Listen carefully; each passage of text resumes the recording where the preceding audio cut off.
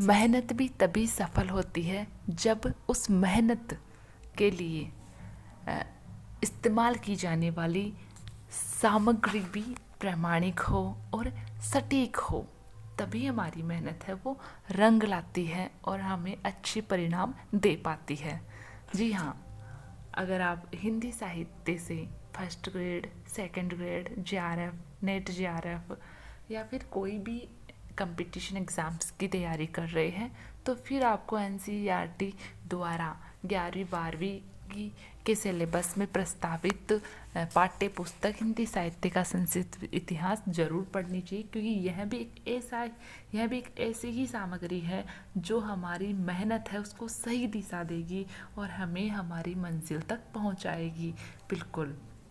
तो अब तक आप लोगों ने चैनल को सब्सक्राइब नहीं किया है तो सब्सक्राइब कर ले, लाइक कर ले, क्योंकि अगर आप सब्सक्राइब करेंगे तो आपको आने वाले वीडियोस हैं उनके लिंक भी मिल जाएंगे और आप एक अच्छा बेहतर तैयारी है वो कर पाएंगे।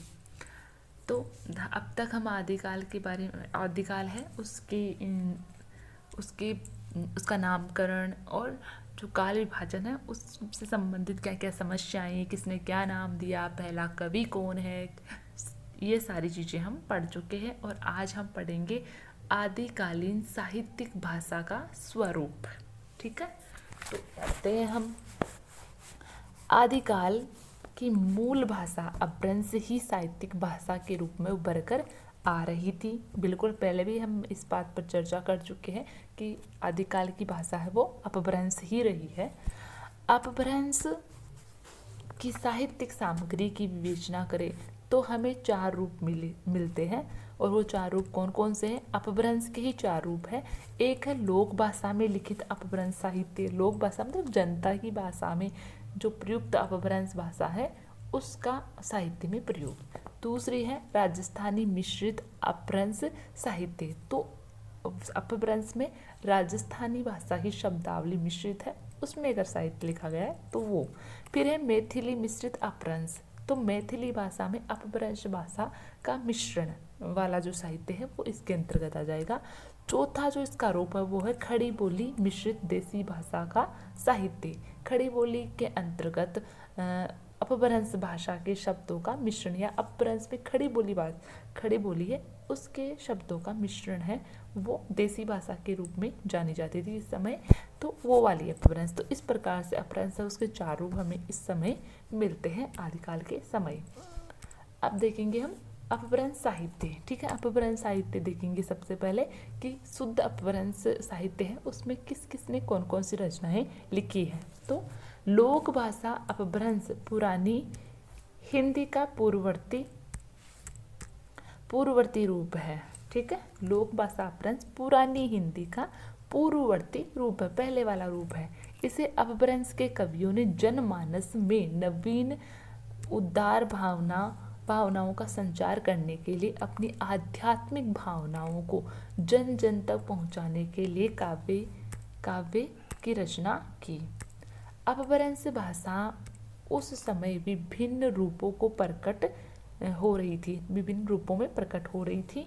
जैसे पहले लौकिक अपभ्रंश के रूप में, दूसरी परवर्ती अपभ्रंश जिसे अवहट भी कहते हैं, और तीसरी है क्षेत्रीय भाषा की अपभ्रंश जिसे राजस्थानी या डिंगल के नाम से भी जाना जाता है। वो लौकिक अपभ्रंश का साहित्य सिद्ध साहित्य, जैन साहित्य और नाथ साहित्य है।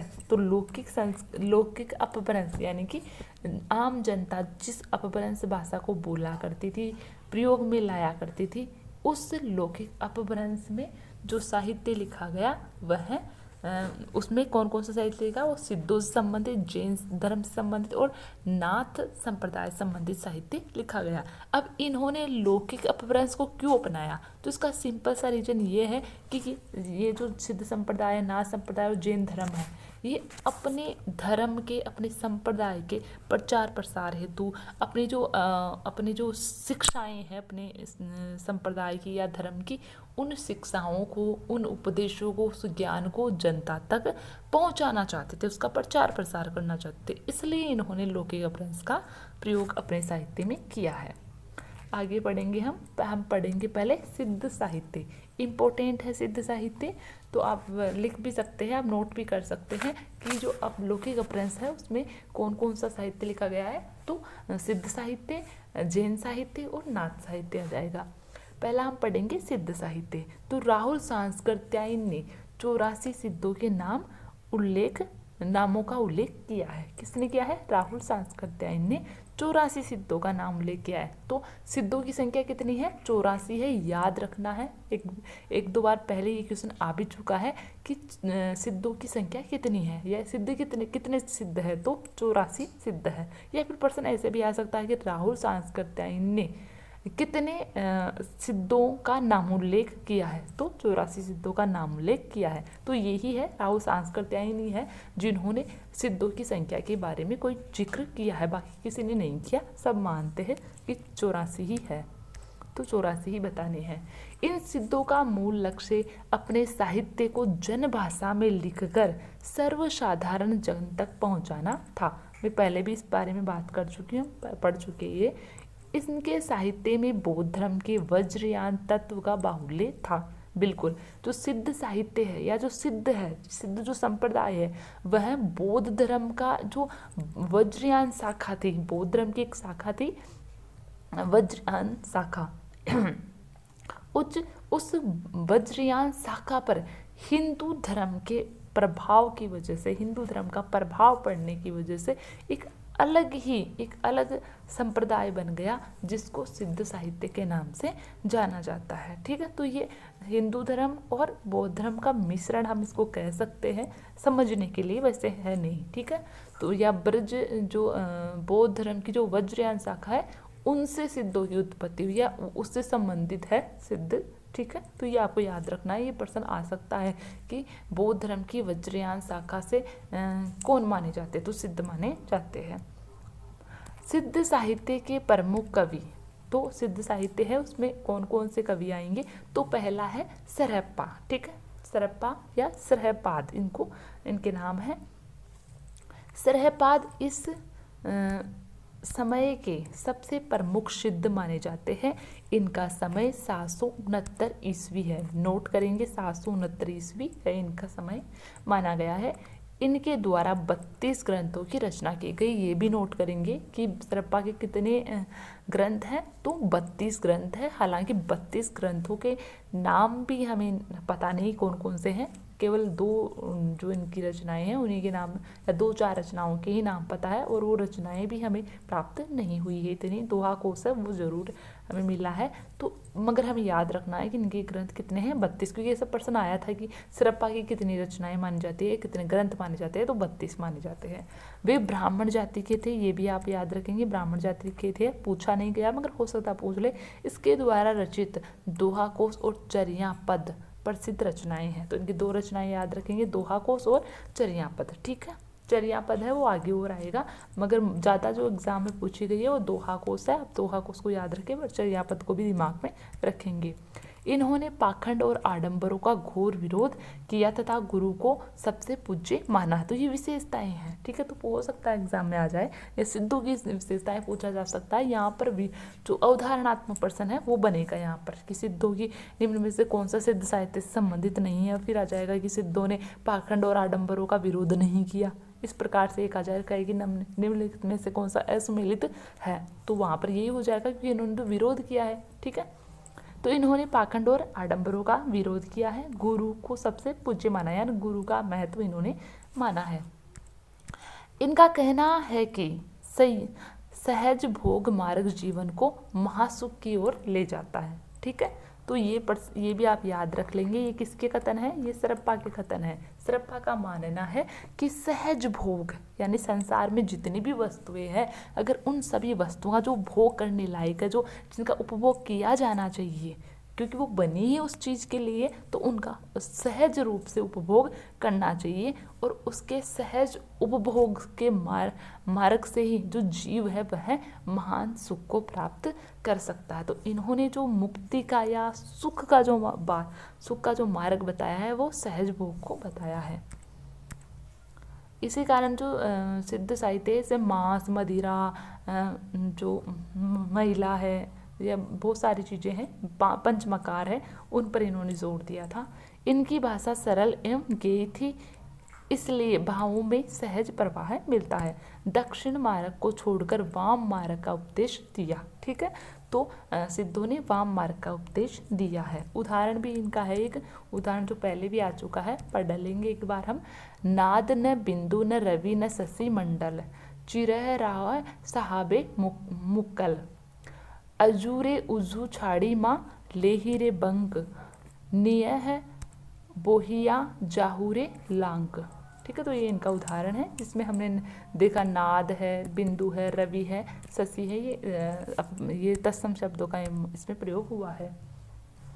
कवि सरहपाद की इस भाषा से लगता है कि यह हिंदी के निकट थी। इसके बारे में पहले पर चर्चा हो चुकी है।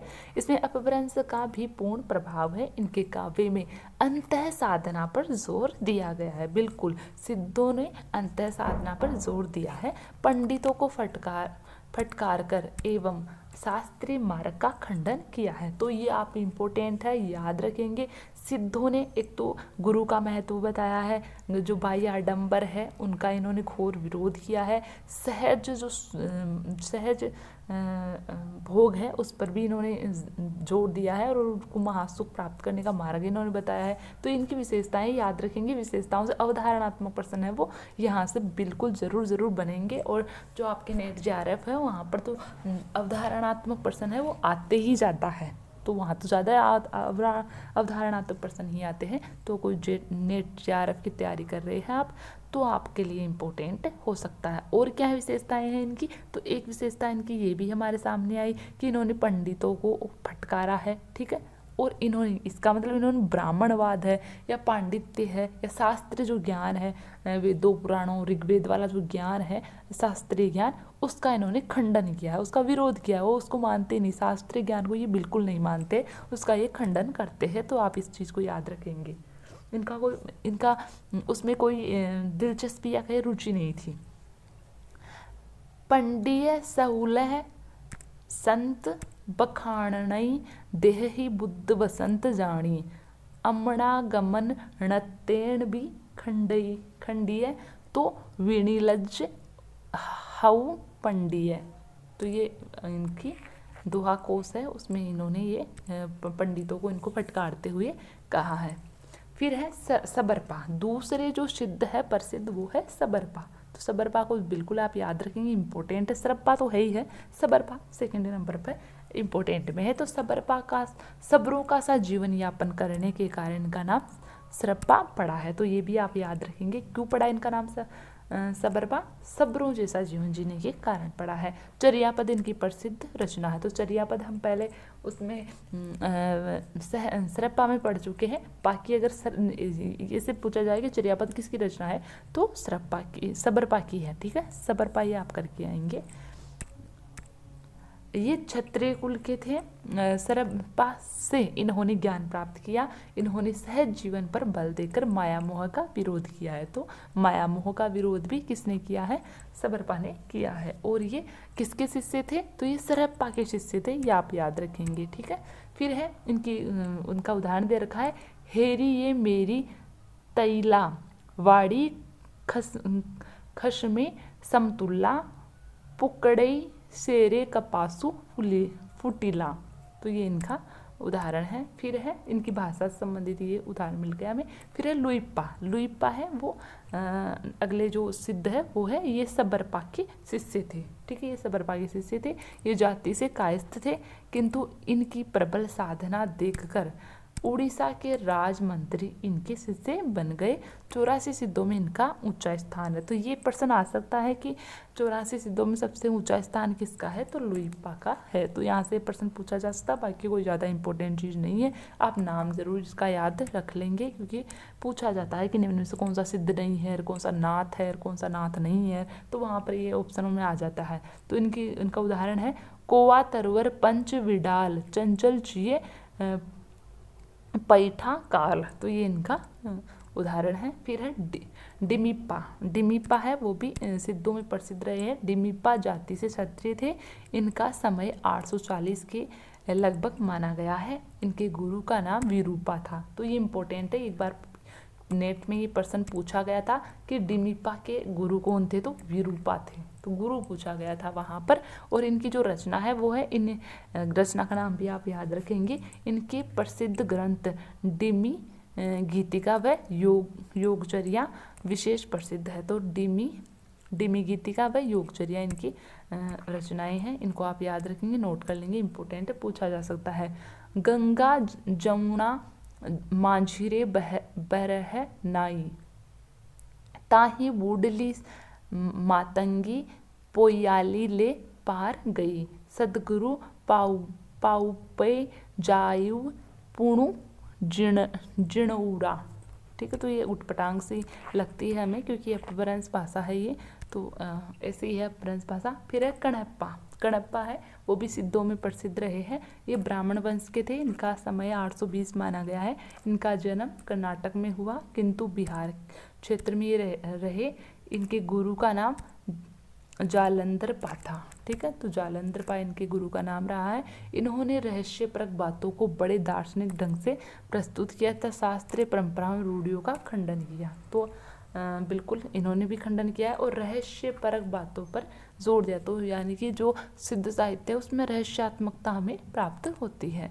अब इनका एक उदाहरण दे रखा है, आगम बेय पुराणे पंडित मान वहती, पक सिरिफल अलई जमे वाहिरित भ्रमयंती। तो ये इनका उदाहरण है। फिर है कुक्रीपा। कुक्रीपा है, ये भी सिद्ध रहे हैं। तो ये कपिल वस्तु के ब्राह्मण थे।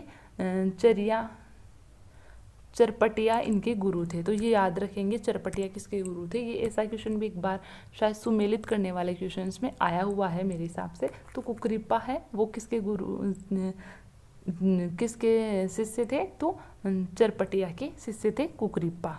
इन्होंने 16 ग्रंथों की रचना की है। तो रचना कितने ग्रंथों की है ये भी आप नोट कर लेंगे, हो सकता आ जाए। ये सहज जीवन के समर्थक थे। इनकी रचना के उदाहरण भी दे रखे हैं, हांद निवासी खमण बथारे, मोहोरे विगोआ कहण न जाई, फेट लियू गो माए अंत उड़ी चाही, जय एथु बहाम मो एथु नाही। तो ये इनकी रचना के उदाहरण है। फिर देखेंगे हम सिद्ध साहित्य की विशेषताएं एवं प्रवृत्ति काव्य पर इनका प्रभाव, यानी कि सिद्ध साहित्य की कौन कौन सी तो विशेषताएं रही है वो देखेंगे हम, प्रमुख विशेषताएं देखेंगे। और फिर सिद्धों के बाद जो साहित्य लिखा गया था, जो काव्य लिखा गया था, उस काव्य पर सिद्ध साहित्य की क्या, सिद्ध साहित्य है उसका क्या प्रभाव पड़ा। ठीक है, तो बाद सिद्धों के बाद में जो रचनाएं लिखी उन पर भी सिद्ध साहित्य है उसका प्रभाव हमें देखने को मिलता है। तो वो किस प्रकार से देखने को मिलता है वो हम देखेंगे। ठीक है, तो पहली इनकी जो विशेषता है वो है, सिद्धों की रचना से पता चलता है कि इनकी काव्य शैली संध्या या उलटबासी शैली की थी, जिसका सामान्य अर्थ से उल्टा अर्थ लगता है। अब देखो जो संध्या है, संध्या यहाँ पर देखो, सिद्धों इस भाषा कौन सी थी, संध्या। संध्या भाषा इसको कहते हैं संतों के द्वारा जिस भाषा का प्रयोग किया जाता है उसको संध्या भाषा कहते हैं। और संतों की भाषा को संध्या क्यों कहा गया, ऐसा क्या था उसमें, तो जो संत लोग हैं वो एक जगह टिक कर नहीं रहते, वो जगह जगह घूमते रहते हैं, प्रचार प्रसार करते रहते हैं। इस कारण से विभिन्न क्षेत्रों में उनका भ्रमण है वो होता रहता है। तो वो विभिन्न क्षेत्रों के शब्द है वो अपने भाषा में प्रयुक्त करते हैं। इस कारण से उनका जो साहित्य है उस साहित्य में भी वो शब्द है वो प्रयुक्त होते हैं। इस कारण से उसको संध्या भाषा कहा गया है। उलटभाषी शैली का मतलब है कि ऐसी भाषा शैली का प्रयोग करना जिसको पढ़ते हैं तो वो उल्टी उल्टी, उलट यानी उल्टी, भाषी यानी भाषा, भाषा वो उल्टी है। जब उन वाक्यों को पढ़ेंगे तो उसका अर्थ हमें लगेगा पता नहीं क्या ही आया है, जबकि उनका ठीक से पढ़ते हैं तो उनका अर्थ है वो बिल्कुल सटीक है। जैसे मछलियाँ रूखा, समुद्र जल के कोयला भया, मछलियाँ रूखा चढ़ी। ठीक है, तो इस प्रकार के कबीर का पंक्तियाँ हैं। तो मछलियाँ रूखा यानी पेड़ों पर चढ़ रही है, और समुद्र है वो जलकर कोयला हो गया। तो देखने में तो हमें बिल्कुल उल्टा पुल्टा सा लग रहा है, मगर जब इनका अर्थ देखते हैं कि जो सुषुम्ना नाड़ी, जो मूलाधार चक्र है वह सुषुम्ना नाड़ी से होता हुआ ब्रह्मरंध्र तक पहुंच गया है, और फिर वहां पर जाकर ये जो संपूर्ण जो अज्ञान का संसार था या अज्ञान का जो सागर था वो बिल्कुल जल गया है, वो बिल्कुल खत्म हो गया है। उसका नाश हो चुका है और अब हमें ज्ञान की, मोक्ष की प्राप्ति होने लगी है। तो इस प्रकार से इनके अर्थ है वो अलग प्राप्त होते हैं हमें। जैसा उल्टा पढ़ने में उल्टा पुल्टा लगता है, मगर उल्टा पुल्टा एक्चुअली में होता नहीं है। ठीक है। फिर दूसरी इनकी जो रही है विशेषता, वो है अंतः साधना पर जोर देना। तो इन्होंने अंतः साधना है उस पर जोर दिया है। फिर है रहस्य मार्गियों की साधना पद्धति अपनाई। तो इन्होंने रहस्यवादी साधना पद्धति है वो अपनाई है, बिल्कुल अपनाई है। तो ये भी हमें देखने को मिलती है, रहस्यवाद इनके काव्य में रहा है।